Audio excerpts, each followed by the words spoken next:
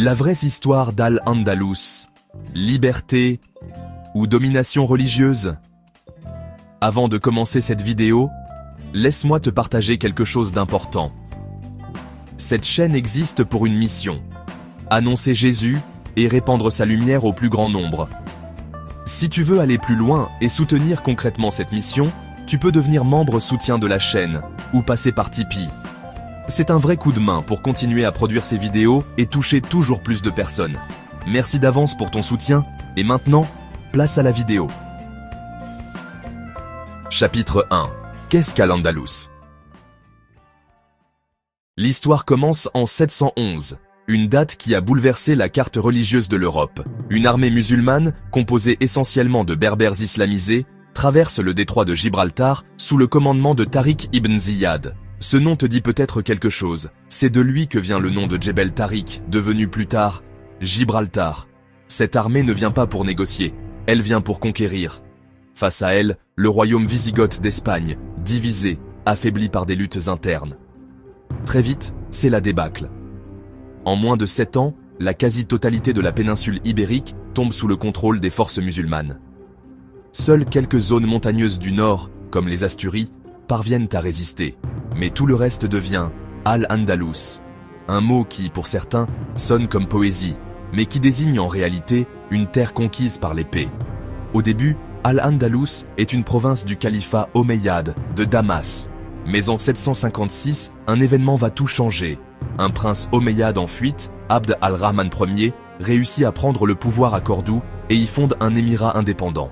Et ce n'est pas n'importe quel émirat, c'est une sorte de mini-califat, riche, puissant, influent, tourné vers le monde musulman. Vers l'an 929, Al-Andalus devient officiellement un califat indépendant des autres puissances islamiques. Sa capitale, Cordoue, devient l'une des plus grandes villes d'Europe. On y trouve des bibliothèques, des bains, des mosquées majestueuses, des hôpitaux, une administration organisée. Cordoue rayonne, attire des savants, des philosophes, des médecins. Mais cette grandeur culturelle cache une hiérarchie religieuse stricte. Car oui, dans Al-Andalus, il y a des musulmans, mais il y a aussi des chrétiens et des juifs. Et ces derniers ne vivent pas dans l'égalité. Ils vivent dans un système où leur foi est tolérée, mais jamais respectée à égalité. En résumé, Al-Andalus n'est pas née dans le dialogue, mais dans la conquête. Elle ne s'est pas construite sur la paix, mais sur la soumission des peuples vaincus. Et dès ses débuts, elle repose sur un principe fondamental de l'islam politique. Les non-musulmans peuvent vivre, à condition de rester soumis. Chapitre 2. Le mythe de la convivencia. Tu as sûrement déjà entendu cette expression, convivencia. Dans les livres d'histoire, dans les médias, dans certaines conférences, on nous parle souvent de la tolérance d'Al-Andalus, comme d'un âge d'or. On dit que musulmans, juifs et chrétiens vivaient ensemble, en paix, échangeaient leur savoir, collaboraient culturellement. Un modèle de multiculturalisme avant l'heure. Une société idéale, harmonieuse, éclairée. Mais cette vision est un mythe moderne. Un récit reconstruit, idéalisé, et surtout, utilisé à des fins politiques. La réalité historique est bien plus nuancée, et souvent bien plus sombre.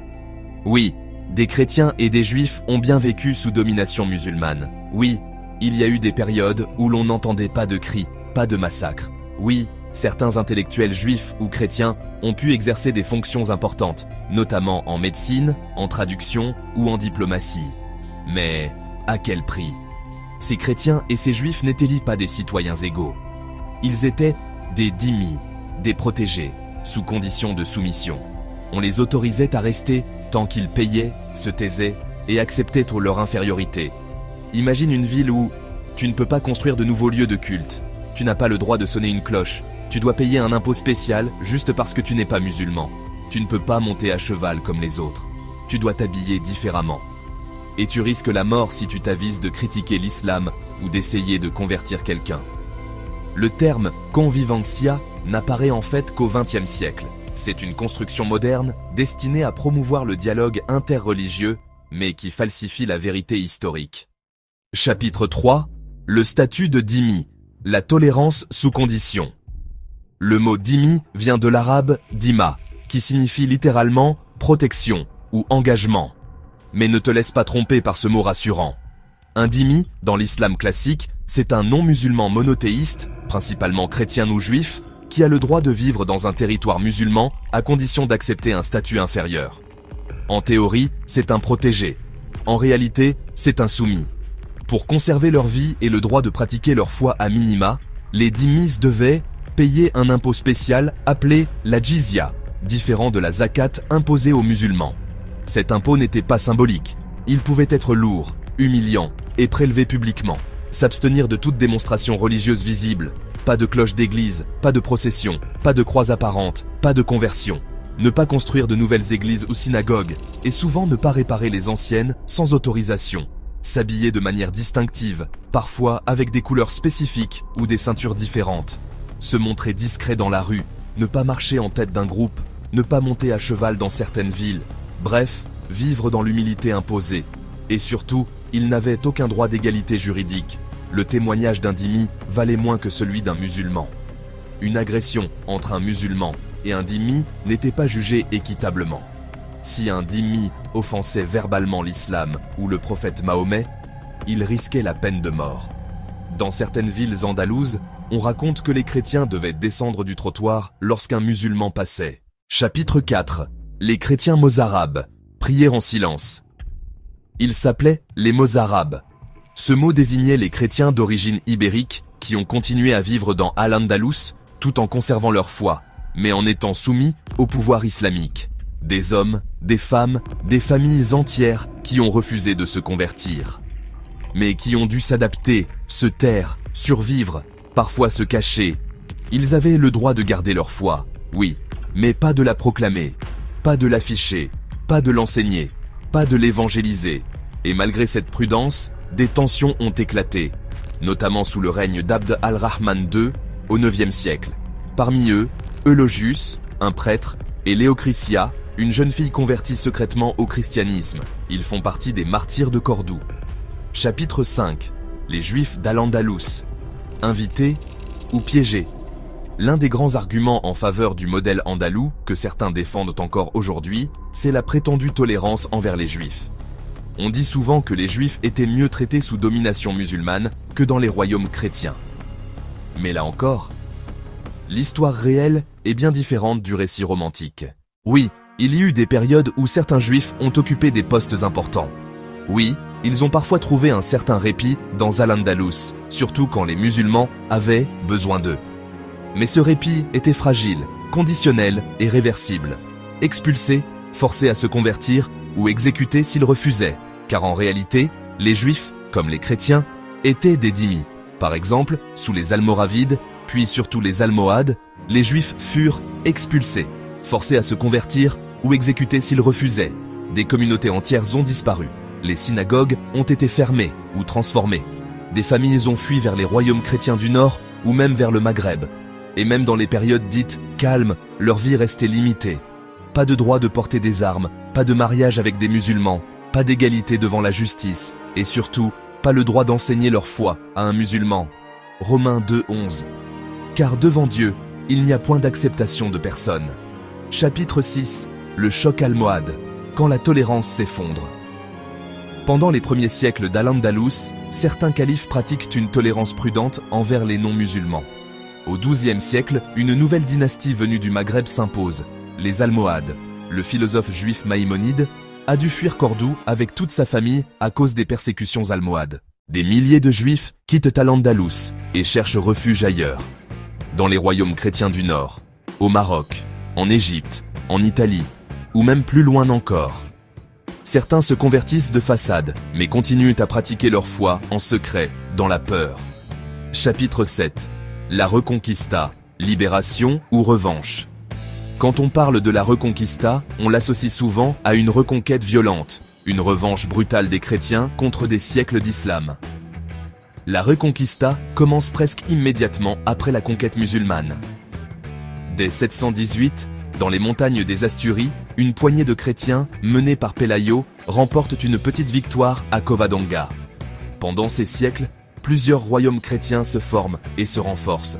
Le royaume des Asturies, puis Léon, Castille, Navarre, Aragon et plus tard, le Portugal. À chaque génération, Ces royaumes tentent d'avancer vers le sud, non pas par fanatisme, mais parce que ces terres leur avaient été prises. Les grandes étapes de la Reconquista sont marquées par des dates clés. 1085, reprise de Tolède, ancienne capitale visigothique. 1212, victoire décisive des chrétiens à la bataille de Las Navas de Tolosa contre les Almohades. 1236, prise de Cordoue. 1248, chute de Séville. Et enfin, 1492, la fin d'Al-Andalus avec la chute de Grenade, dernier bastion musulman. C'est l'union des rois catholiques, Ferdinand d'Aragon et Isabelle de Castille, qui permet cette dernière étape. Alors oui, il y a eu des excès après la victoire. Des conversions forcées, des expulsions, l'Inquisition. Chapitre 8. Ce que l'histoire d'Al-Andalus dit à notre époque. Tu pourrais te dire, tout ça, c'est du passé. Ce sont des histoires vieilles de 1000 ans. Pourquoi en parler aujourd'hui? Mais justement, si cette histoire est tellement répétée, tellement enjolivée, c'est parce qu'elle est encore utilisée. Utilisée pour défendre un modèle de société. Utilisée pour justifier des discours modernes sur le vivre ensemble. Utilisée pour culpabiliser l'Occident chrétien et valoriser un islam médiéval supposé tolérant. 2 Corinthiens 11, 14. Satan lui-même se déguise en ange de lumière. Ce qui semble doux, tolérant et lumineux peut être en réalité un système subtil de domination. Ce que cette histoire nous enseigne, c'est qu'une société peut avoir l'air tolérante, tant que tu acceptes de rester en bas. Mais dès que tu veux t'élever, t'exprimer, évangéliser, revendiquer ta foi, la tolérance s'effondre. Ceux qui brandissent le mythe d'Al-Andalus veulent te faire croire qu'un jour, sous l'islam, tout le monde vivait heureux. Mais ils oublient de dire à quel prix. La jizya, la soumission, le silence, l'effacement. Et ils ne parlent jamais des milliers de chrétiens et de juifs qui ont fui, ont été forcés à se convertir ou ont été tués. Alors pourquoi raconter la vérité aujourd'hui? Pas pour raviver les guerres du passé, mais pour ne pas répéter les erreurs du présent. Conclusion. La vraie leçon d'Al-Andalus. L'histoire d'Al-Andalus est complexe. Elle n'est ni toute noire, ni toute blanche. Mais elle n'est certainement pas celle qu'on veut souvent te faire croire. Non, ce n'était pas un paradis interreligieux. Non, ce n'était pas un modèle de liberté. Et non, ce n'était pas une terre d'égalité. C'était une terre conquise par l'épée, dirigée par un système religieux, qui plaçait l'islam au sommet, et reléguait les autres croyants à une existence tolérée, taxée, réduite au silence. Jean 8, 36.